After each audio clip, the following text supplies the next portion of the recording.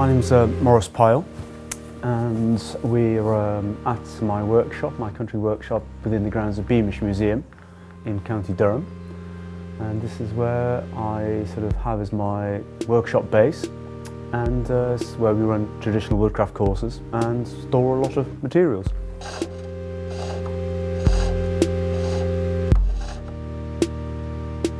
So I earn my living from doing work revolved around green wood that's been freshly felled.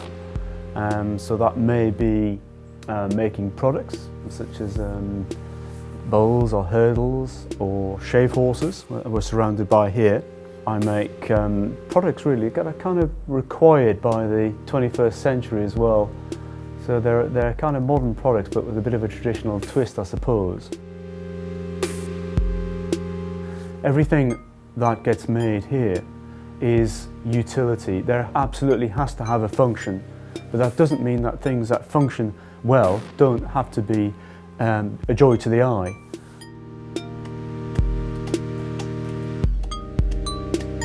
I certainly don't consider myself an artist, but hopefully craftsman and someone who puts some aesthetic joy into each piece of wood.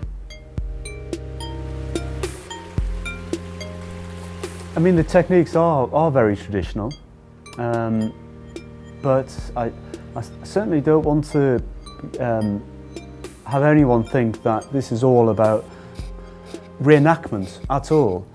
I think the processes, are all sort of current.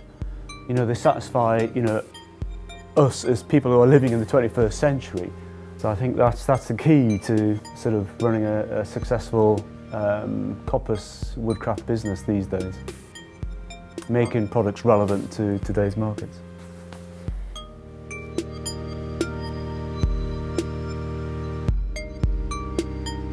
There weren't many apprenticeships around at that time. The situation's different now, but at the time I hunted out people such as Bill Hogarth, who was recognised as one of the last remaining coppice worker. He was based in South Lakes in Cumbria.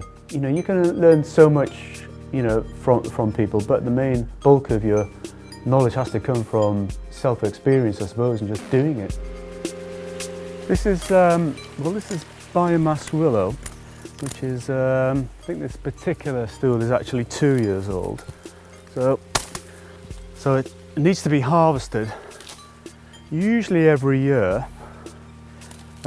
Because if it grows any bigger than this, then it really doesn't have an awful lot of value, particularly for craft work. But rods of this size, this is ideal for making hurdles.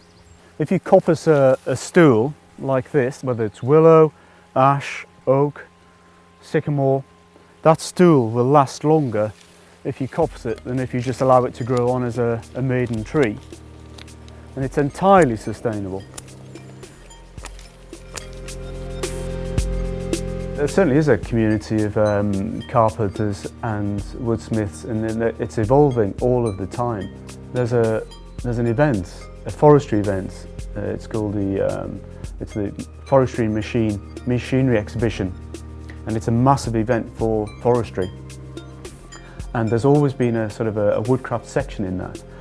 And it started off very small, but now the woodcraft part of that show is just enormous, and it's billed. It's on the front page of the website. It's just billed as such a big event. So we just know it's growing nationally and internationally. And I get emails from people in New Zealand, from America, and all around Europe from people asking me questions about tools and techniques. So I know it's growing on an international level, and that they are calling it green woodworking.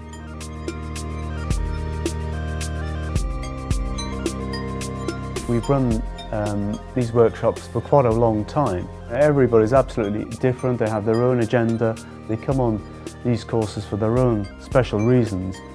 And it's just fantastic that, from a 12-year-old to a 17-year-old, they're interested in this. And it reaffirms in me the appeal of green woodworking.